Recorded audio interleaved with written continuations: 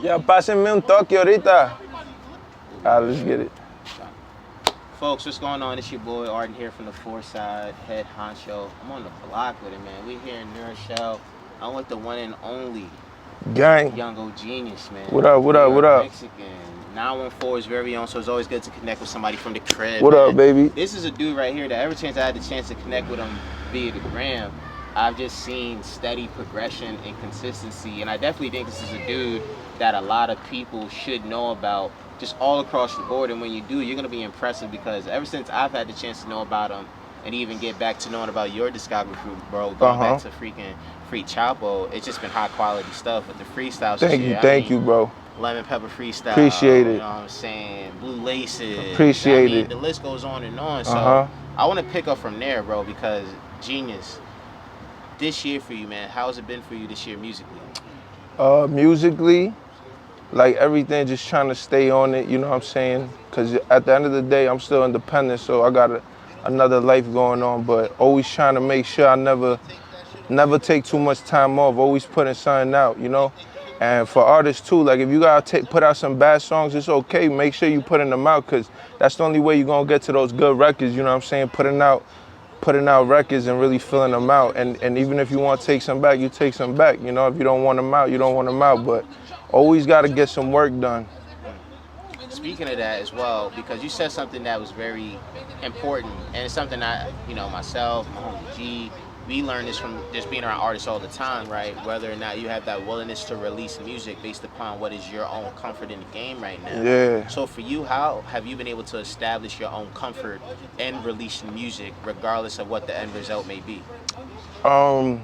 You know, now recently I've been thinking about that, because I never really thought about that until I started going around other friends that do music and them not putting things out, them being so hesitant to drop. Like they got shit from 2-3 years ago that I'll be like, bro, why you still holding on to that? Like, yo, the time ain't right. So I question it now, you know what I'm saying? But like just recently, because when I first started, I was doing it because I had so many features, because I started off in a group, like me, my cousin, and my mans. That's when I started rapping. It was a 3-man group, you know what I'm saying? They was a little older, so like, you know, my cousin started doing more of the producing and engineering. My other man kind of just pushed shit out here and there, don't really drop too much. And I needed to start getting singles going, because I had like 30, 40 features, not one single yet, you know what I'm saying? So that's when I really was like, my mind was more like, yo, I can't keep doing features. I gotta start putting out singles, bodies of work, whatever. You guys good? Come on. Yo, you gotta change that jersey to America. The beauty of interviews on the spot, as you were saying. That's funny. But yeah, bro, so I just try to drop, because, you know what I'm saying, people in this era, it's so easy to drop. Everybody wants you to drop all the time, because another artist will be dropping, you know what I'm saying? And that artist, even if he's not as good as you, the attention gonna be on him. And you know what I'm saying? If you good and you could always be dropping, that's good, because now the attention's gonna be on you, and they're gonna be like, yo, he's actually nice. He's not another one of these IG machine ass artists that's just dropping shit with no substance, you know what I'm saying? Like, I don't really like that. Like, I like music with substance. I like real shit, you know what I'm saying? How do you balance, as somebody that's making the music, between making the music you want to make while also making the music you feel as if it's going to reach the masses? The masses, yeah. I mean, right now, the main one is the Spanish music. Like, I got Spanish records, but it's all features. I don't got one single, like kind of how I started off rapping. I don't got any single yet, but I got features with my cousin Mahia. He's another artist from 914. Shout out to Mahia. That's my cousin, god brother. So yeah, I want to do more Spanish joints, because the Spanish music is on another level right now. I think they really doing what hip hop and rap used to do in the 90s, really shooting real music videos, really doing stuff like that. Pásale. You know, really doing what people really used to do, spending $500,000 just on a music video to make it a fucking movie, you get what I'm saying? And they get that bread back, and it's like the hottest music in the world. You don't really see that from rap too much, you know? Who you got? Lil Baby, Lil Durk really doing the biggest stuff right now? I want to get into as well, and we definitely want to get into it throughout this interview. Just again, right, being being a Mexican rapper, I was just telling my bro this before we got here. I said it jokingly, but also seriously. Like, you're like the first ever Mexican rapper that I've spoken to, because especially being here in New York, Yeah. we're used to everybody that is from the Latino community basically being, Dominican, Puerto Rican, from uptown, Yeah, or yeah, anywhere of from the course. Bronx or even Brooklyn to an Yeah, extent. shout out So- to them too. Shout out to Puerto Ricans and Dominicans, because at the end of the day, they out here holding it down. You know what I'm saying? Like, they organize and they do what they do. Like, I got some friends that's Dominican, Puerto Rican, but like. And for you, how has your perspective been like being a Mexican rapper? I like it because, like I said, when I go to LA, there's so many Mexican rappers. You go to Texas, there's a lot of Mexican rappers. So, like, over here, I'm like one of the only ones, and people in my team that's Mexican that do music. Really, no one really in New York I really ran into yet, in New York. Anybody I want to talk about, really. All right, first things first, bro. Where are we at right now? What is Right this here. place of significance to you? No significance, but really it's just like a little bar. Everybody come over here, get drunk. Mostly the old heads, got the $2 hoes in there and shit. Might find somebody's pouch in there, but nah, right here I like it because this is where I shot my video that I just dropped. Yeah. That shit was hard. That's one of my favorite joints. My producer Mike Moolah cooked that one up for me. Salute.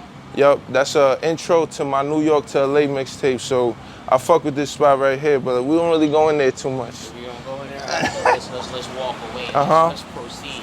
Let's do The it. thing that about the 914, I think it just makes it a very special place. You being raised here, I've been raised here. Are the communities that make this place? Of course. And explain more to the people about the community that we're walking through right now, the street. Just like every neighborhood, it do get a little ugly at times, but nothing too crazy, that people can't handle.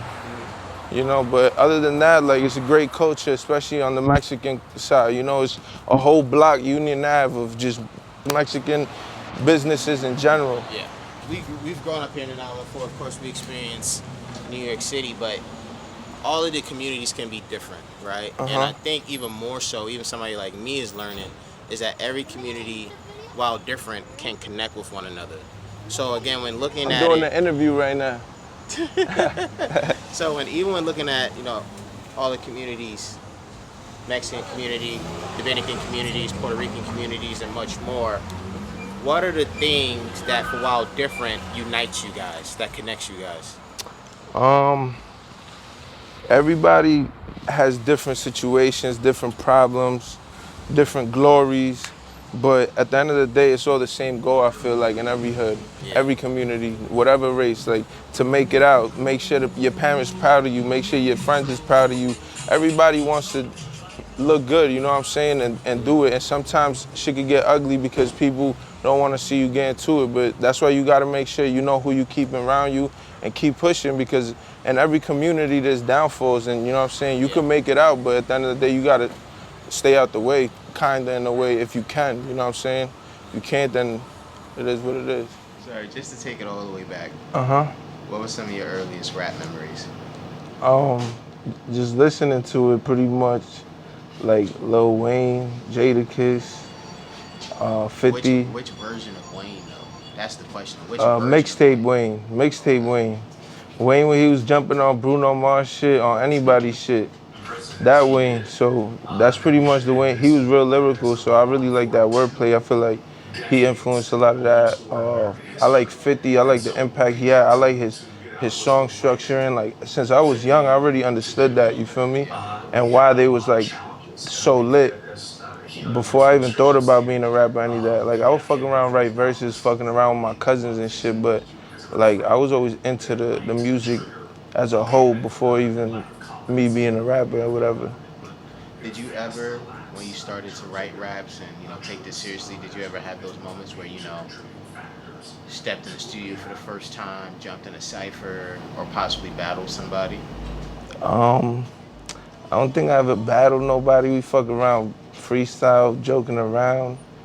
But really, when I first got in the studio with my older cousin and his boy, which is now my boy, I didn't want to fuck up their studio time, none of that, because they was just giving me a chance, you feel me?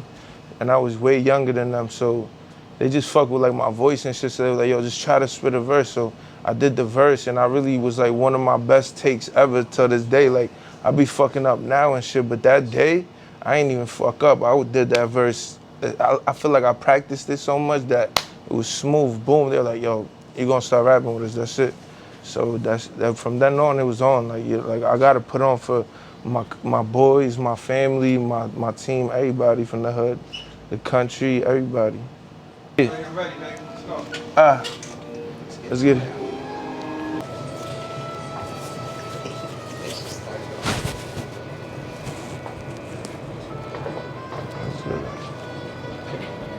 Who are the people around you that help you do what you got to do on a day-to-day?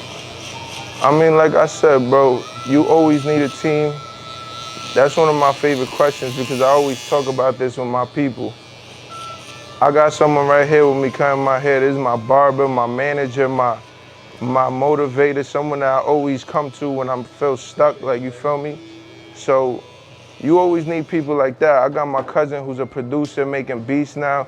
He learned how to engineer so it could be a little easier for us, you feel me? But at the same time, I never forget about the people that helped me get to where we are, you get what I'm saying? Like producers like Mike Moolah, people like Dazel the Machine, that's D-Block's engineer. You know what I'm saying? Like people that brought me into their space when I really was nobody, you know what I'm saying? I didn't have really much of a catalog. Like right now, it's a little easier to work with people, but those people that was always in my corner, even when they didn't need to be, those are the people that you always gotta keep around.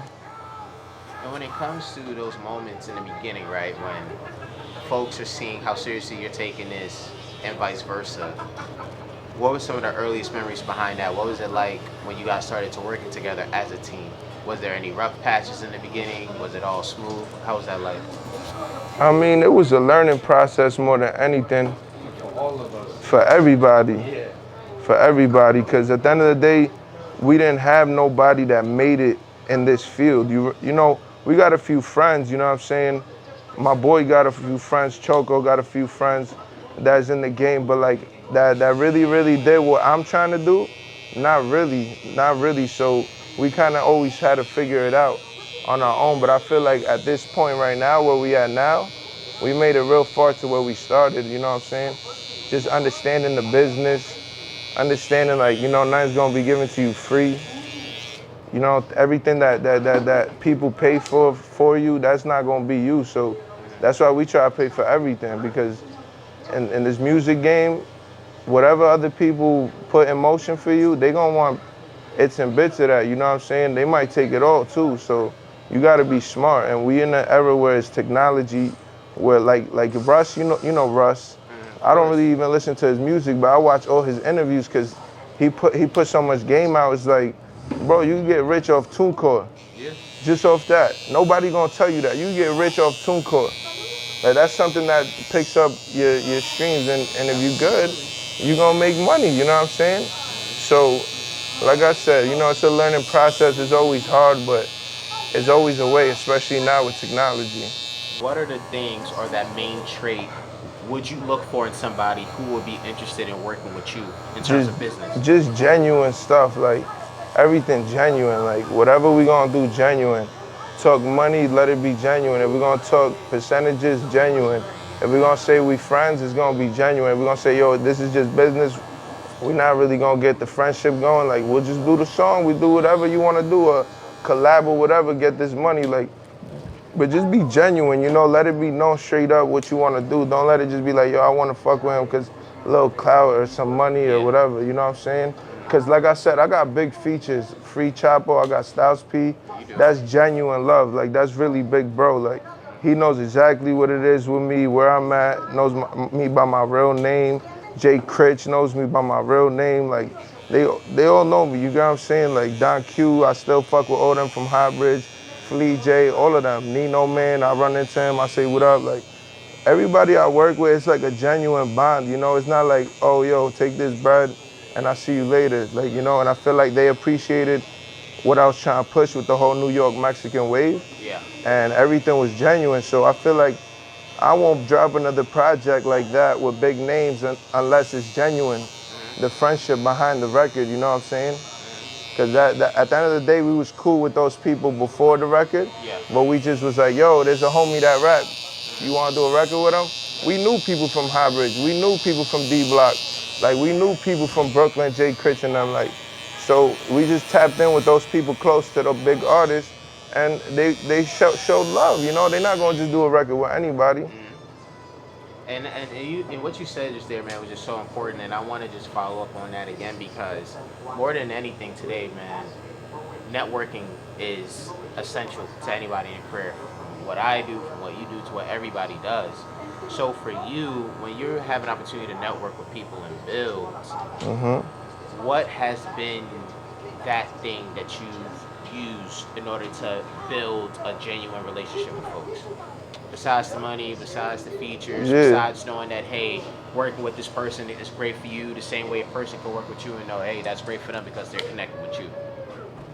I mean, like I said, as long as it's real, like, and obviously, I want to work with people on my style, like doing what I'm doing. I don't want to work with anybody that's like a little off the map from what I'm doing. I like working with people that's all in the same category, and I like my fans and people that support me to also be around the same kind of stuff, you know what I'm saying? I mean, I don't want to separate myself from people that are different from me, but I just feel like it's a little harder for them to understand what I'm doing and what I do until it's glorified. But right now, the people that's gonna build me up is those people that understand. So if we have an understanding of each other and it's genuine, like it's all love with everybody, fans, people I work with, anybody, friends, whatever. Last question I got for you, my guy. When it's all said and done, looking back at your musical career so far. You wanna go on this side better? With the for the mic? Yeah. When it's all said and done. When looking at your musical career so far. Yeah. What is your next biggest goal?